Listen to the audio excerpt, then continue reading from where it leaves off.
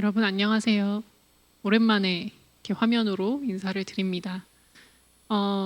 지난 주일에 저희 교회에서도 연합 예배에 참여해서 저도 같이 가게 되었는데요. 저희는 도착하고 한 30분 정도 있다가 다시 금방 되돌아왔습니다. 그때 저희가 도착했을 때는 브라이언 채플 목사님이 설교하시고 끝난 다음에 헌금을 하는 시간이었는데 방송사고였는지는 모르겠지만 한 남성분이 등단하셔가지고 이재명과 좌파 세력들을 운운하시면서 이런 사람들 때문에 나라가 망한다 하면서 계속 정치 발언을 하시더라고요. 그래서 역시 정치 집회인가 하고 저희 성도들도 상당히 큰 실망을 하고 그냥 가자고 해서 다시 돌아왔습니다. 돌아오는 길에 참 여러 가지 생각이 있었는데 제가 대학교 때 읽었던 무례한 기독교라는 책이 있습니다. 이 책을 읽으면 이제 포스트 모더니즘이나 종교 다원주의 같은 사상이 이제는 거의 만연해졌는데 이런 것들을 교회가 대할 때 진리와 어긋나는 것들이 많이 있을 거 아니에요.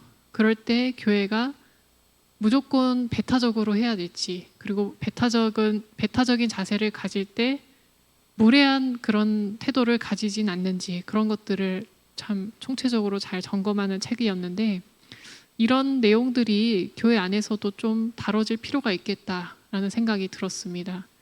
참 조심스럽지만 세상 속에서 교회는 어떠한 목소리를 낼 때 그것이 아무리 진리에 가깝고 하나님의 뜻에 맞다 할지라도 사랑이 없고 존중이 없고 배려가 없으면 울리는 꽹과리처럼 듣는 사람들 귀에는 아주 듣기 싫은 말이 될 수가 있거든요. 물론 정치 발언도 마찬가지입니다. 소신 있게 정치 발언을 할 수는 있지만요.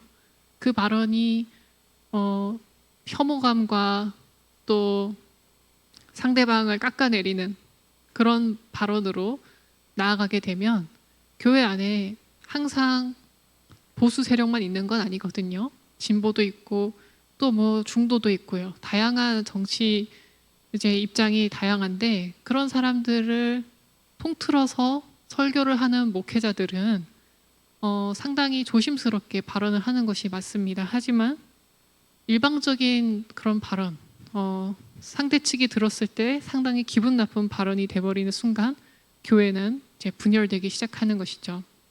그래서 저는 오늘 이제 사도행전 9장을 여러분과 함께 살펴볼 건데 사울처럼 외부적으로 교회를 박해하는 사람들도 있지만 내부적으로도 교회 안에서도 얼마든지 교회를 박해하는 사람들도 있을 수 있다라는 것을 여러분과 함께 살펴보기를 원합니다. 먼저 1절에서 2절까지 읽어보겠습니다. 사울이 주의 제자들에 대하여 여전히 위협과 살기가 등등하여 대제사장에게 가서 다메섹 여러 회당에 가져갈 공문을 청하니 이는 만일 그 도를 따르는 사람을 만나면 남녀를 막론하고 결박하여 예루살렘으로 잡아오려 함이라. 여기 보면 사울이 위협과 살기가 등등하였다라고 말을 하는데요. 오늘날에 이 한국 사회는 보수와 진보가 상당히 양극화되어 있고 이 둘 사이에는 엄청난 대립이 존재합니다. 심지어 교회 안에서도 이제 현재 대통령을 지지하는 보수 세력을 향해서 너희는 교회도 아니다 라는 아주 극단적인 발언을 하는 분들도 계시고요. 또 보수 세력 쪽에서는 진보를 향해서 너희 때문에 나라가 망한다. 너희 좌파 세력들. 또 흔히들 빨갱이라고 하더라고요. 그런 불쾌감을 주는 용어들을 사용하면서 서로의 인격을, 서로의 마음을 상하게 하는 그런 발언들을 서슴지 않고 하는 성도들뿐만 아니라 목사님들은 좀 더 하시는 것 같습니다. 그런 상황을 우리가 자주 볼 수가 있는데 이러한 모습들은 교회 안에서 이루어지는 것은 바람직하지 않다고 생각합니다. 그것들은 교회의 하나됨을 망치는 길이고 한 몸이 된 교회를 분열시키는 일이라고 저는 생각을 하는데요. 정치 때문에 교회가 분열되는 것은 있을 수 없는 일이라고 생각을 합니다.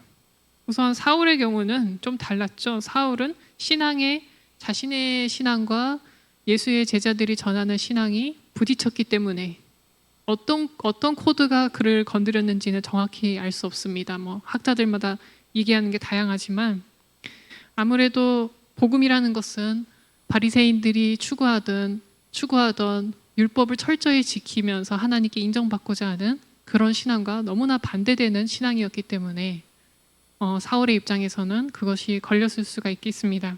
하지만 예수님이 그를 만나시고 그가 가던 길, 교회를 박해하러 가던 길을 멈추시는 방법은 우리 인간적인 생각과는 전혀 다른 방법이었습니다. 어떻게 보면 교회에 믿는 사람들을 다 잡아다 옥에 가두려고 하는 사울인데 예수님께서는 거친 방법으로 그를 만나지 않으시고 먼저 하늘로부터 빛이 내려와서 사울을 비추게 하십니다. 그러니까 아마도 초기 교회 제자들은 예수님의 말씀대로 너희를 박해하는 자를 위해서 기도하라는 그 말씀을 잘 지켰을 것이라고 저는 생각이 듭니다. 그래서 사울을 예수님께서는 빛으로 먼저 비춰주셨는데요. 우리 또한 예수님을 믿을 때 우리가 믿을 것 같지만 사실은 예수님께서 먼저 우리를 만나주셨고 우리의 마음에 하나님의 말씀을 깨달을 수 있는 빛을 비춰주셨기 때문에 믿게 된 것이죠. 그래서 믿지 않는 사람들 뿐만 아니라 진리를 거스르는 사람들이 있다 할지라도 우리는 그들을 위해서 기도를 해줘야지 저주를 퍼붓는 말을 해서는 안 됩니다. 기도를 해주면 언제 하나님께서 그를 만나주시고 언제 예수님의 빛이 그들에게 비치게 될지는 아무도 모르는 일입니다. 어쨌든 빛이 비친 다음에 사울은 가던 길에서 빛으로 인해서 쓰러진 것 같습니다. 땅에 엎드려져서 소리를 듣게 됐는데 그것은 주님의 음성이었습니다. 사울아 사울아 네가 어찌하여 나를 박해하느냐. 4절에 보면 그렇게 기록이 되어 있는데요. 예수님을 박해를 하진 않았지만 교회를 박해했기 때문에 예수님을 박해한 것입니다. 교회와 예수님은 하나이기 때문입니다. 그러니까 우리가 외부적으로도 박해하는 것을 예수님께서는 이렇게 막으시려고 하는데 교회 내부적으로 믿는 사람들이 교회를 자꾸 분열시키려고 한다면 주님의 마음은 어떠실까요? 그러나 또 시대가 시대인 만큼 분명히 우리가 살고 있는 시대는 차별금지법뿐만 아니라 정말 다양한 이슈들이 우리 교회들이 앞으로 부딪혀야 되고 또 마주해야 되고 진리 안에서 잘 해석하고 또 풀어나가야 할 것들이 많이 있을 것입니다. 그런 문제들이 생길 때 교회는 어떻게 하면 좋을까? 교회는 어떻게 교회됨을 나타내야 되는가? 그림을 보시면 첫 번째 그림은 무조건 포용하는 교회입니다. 모든 것이 다 좋다 이거죠. 하나님은 모든 것을 다 사랑하시니까. 네, 이런 태도로 하게 되면 교회와 세상은 전혀 구분점이 사라지게 되겠죠. 하지만 반대로 모든 것을 진리에 거스르는 것, 하나님의 말씀에 반하는 것들을 무조건 배척하고 아주 단호한 태도를 가지게 된다면 어떻게 될까요? 세상과 교회는 점점 소통이 어려워지게 되고 연결 지점이 사라지고 그렇게 되면은 복음을 전하는 일이 상당히 어려워지겠죠. 그래서 아까 그 무례한 기독교라는 책에서도 그런 내용을 다루지만 우리는 진리에 반하는 것들을 배척은 하되 포용하는 자세, 그러니까 상대방에게 무례하지 않게 언제든지 그와 대화할 수 있고 나와 신앙의 노선이 다르고 혹은 삶의 모습이 완전히 다를지라도 그와 친구가 될 수 있는 그런 정도의 성숙한 인격을 나타내는 교회가 되어야 한다는 것입니다. 아무래도 유교주의 사상이 강한 우리나라다 보니 또 이런 문제에 있어서 굉장히 단호한 면도 없지 않아 있는 것 같습니다. 하지만 이런 문제들은 교회 안뿐만 아니라 밖에서도 좀 볼 수 있는데요. 특별히 젊은 사람들이나 직장 생활을 하시는 분들은 아마 유튜브 같은 데서 소시오패스나 나르시스트라는 용어들을 한 번 정도는 보셨을 것 같아요. 우리 사회가 상당히 좀 냉소적인 사회가 됐다는 것을 알 수가 있는데요. 이 영상들을 보면 이런 소시오패스나 나르시스트들은 무조건 걸러야 한다고 누가 말해주냐면 심리학자들과 정신과 의사들이 얘기를 해줍니다. 하지만 제가 생각했을 때는 제 개인적인 입장이지만 소시오패스나 나르시스트가 갖고 있는 그런 특징들을 전혀 가지고 있지 않은 사람들은 저는 그것이 더 찾아보기 힘들다는 생각이 들거든요. 사람마다 다 장점도 있지만 단점도 있듯이 우리도 교회 이렇게 안에서 신앙생활 하다 보면 좋은 사람도 있지만 그렇지 않은 사람도 있고 정말 이해가 안 되는 행동을 계속하는 사람도 있고 다양한 사람들이 있잖아요. 근데 예수님께서는 소시오패스나 나르시스트는 제외하고 사랑해라 그렇게 가르치지 않으셨거든요. 그러니까 우리가 여기서 말하는 사랑은 내가 사랑하는 사람을 사랑하듯이 혹은 가족을 사랑하듯이 그렇게 사랑하라는 것이라기보다는 그 사람이 나에게 상처를 주고 또 어떤 면에서는 교회라는 공동체를 핍박하고 박해하는 그런 행동을 할지라도 그를 향해서 저주하는 말을 퍼붓거나 그를 너무나도 지나치게 비난한다든지 인격적인 모욕감을 주는 말로 언어폭력을 쓰는 그런 행동은 하지 말라는 것입니다. 도리어 그를 위해서 기도해주고 주께서 그를 친히 만나주시고 그가 걸어가는 악한 행동과 길을 멈추게 해달라는 기도를 하는 것이 그를 사랑하는 방법이 되겠죠.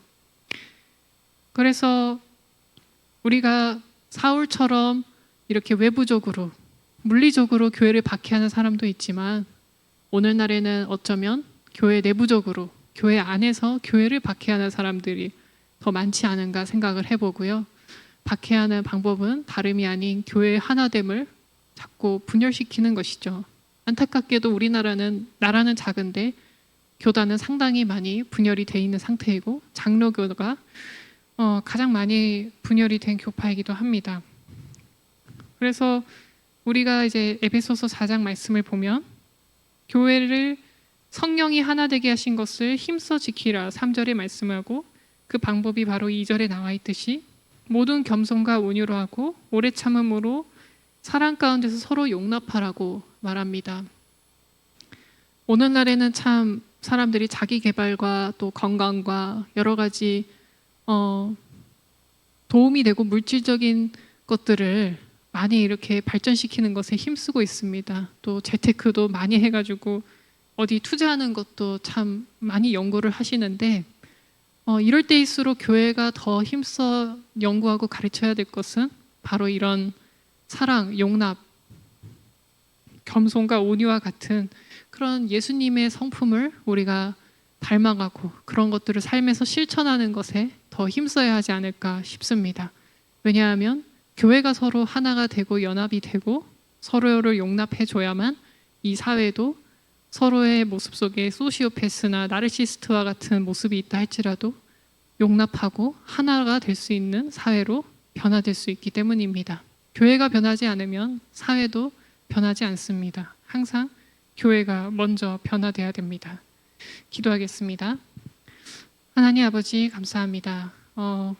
오늘도 하나님 말씀을 통해 하나님께서는 우리의 뜻과 반대되는 사람일지라도 심지어 교회를 박해하는 사람일지라도 하나님의 방법으로 얼마든지 만나주실 수 있고 얼마든지 하나님의 말씀을 들을 수 있게 하심을 우리가 살펴보았습니다. 우리를 박해하고 힘들게 하고 교회를 분열시키는 사람이 있다 할지라도 그를 미워하거나 저주를 퍼붓지 않고 그를 위해서 기도할 수 있는 우리 모두가 되게 도와주시옵소서. 교회뿐만 아니라 가정과 사회 또 직장 안에서 우리를 괴롭히고 이용만 하려고 하는 사람들이 있다면 그들을 미워하기보다는 그들을 위해서 진심으로 기도하고 그들을 용납할 수 있는 예수님의 마음을 품는 우리 모두가 되게 도와주시옵소서. 그것이 우리가 교회됨을 보여줄 수 있는 유일하고 가장 좋은 방법이라는 것을 늘 잊지 않게 도와주시옵소서. 예수님의 이름으로 기도합니다. 아멘.